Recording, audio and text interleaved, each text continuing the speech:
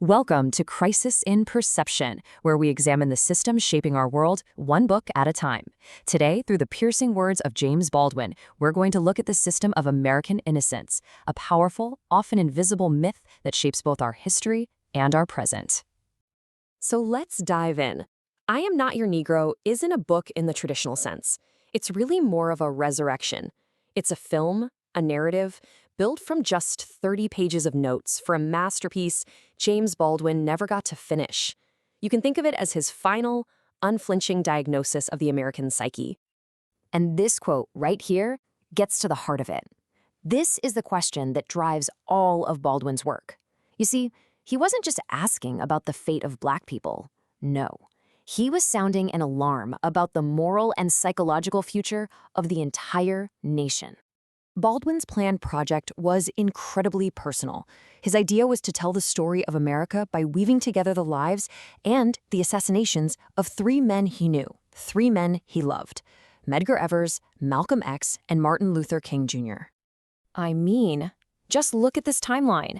In the span of 5 short years, these three monumental figures were all gone. For Baldwin, these were not isolated events. Not at all. He saw them as symptoms of a single, deep, interconnected American tragedy, a tragedy that laid bare the very system he was trying to expose. He never got to finish Remember This House, but in those 30 pages of notes he left behind, he basically gave us the blueprint. He laid out the core system he was trying to put on the page, and that's what we're going to break down right now. So, what was Baldwin's big insight? What was his diagnosis? Well, he completely reframed what we call the race problem. He basically argued that for centuries, America has been asking the completely wrong question about the completely wrong people. And this is where he just flips the whole script. The conventional view, right? It says the Negro problem is a burden for Black people to somehow solve or overcome. But Baldwin comes along and says, no, you've got it all backwards.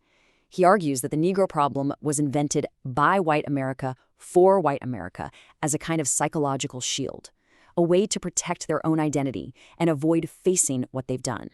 He calls this whole thing the system of innocence, and it's important to get this. He's not talking about individual racists. He's talking about a massive society-wide machine, one that runs on denial, on myths, on selective memory, all designed to protect one thing: a comforting story about American goodness, no matter what the reality is. And right here, Baldwin tells us what fuels that machine: apathy and ignorance. He argued that segregation was never just about keeping people physically apart. It was psychological. Its real purpose was to build a wall of willful ignorance, an apathy that allows those comforting myths to grow, totally unchallenged by the truth. Okay, so you might be asking, how does a system like this actually keep going? It doesn't just run on its own. Baldwin shows us that it's actively maintained by a set of really powerful patterns. Think of them as incentives and constraints that control what we're allowed to say, what we have to ignore, and who pays the price for it all. So here's the crucial part. The system has a massive incentive to keep that story of innocence alive, because facing the real, messy truth of history is, frankly, terrifying. But that creates a devastating constraint, a tragic trade-off. For the myth to survive, the full, complex humanity of Black people has to be pushed down. Certain truths just can't be spoken out loud. And one of the most powerful tools this system has is popular culture, especially Hollywood movies. For decades, the movies have been brilliant at creating these heroic American myths. You know, the brave cowboy winning the West. But that story completely papers over the brutal reality of how that order was actually created and enforced. Baldwin makes this so personal, it's gut-wrenching.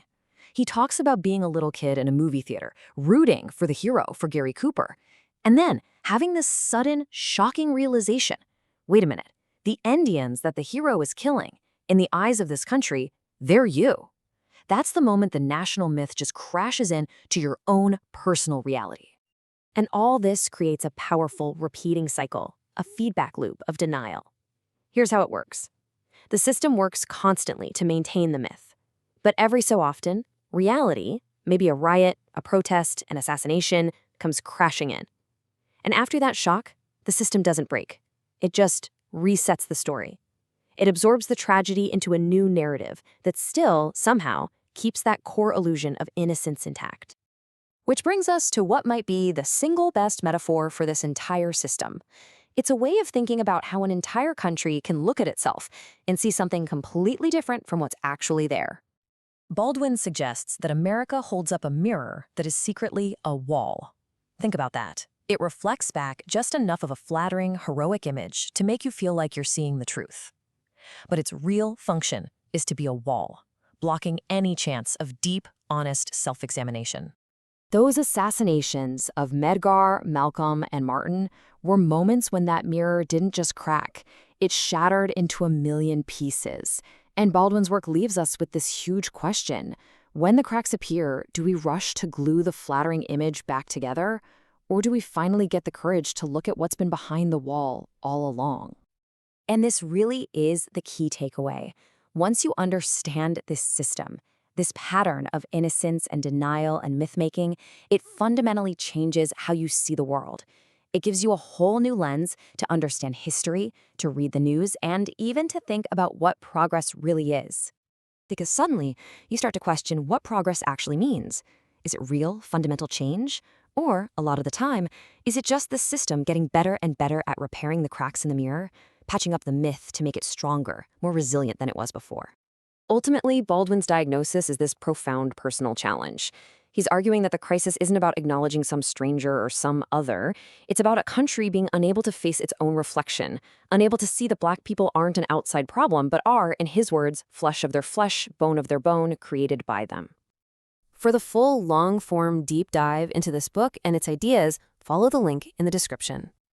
If you enjoy this kind of systems-level analysis, please like, subscribe, and comment with books or topics you'd like us to explore next.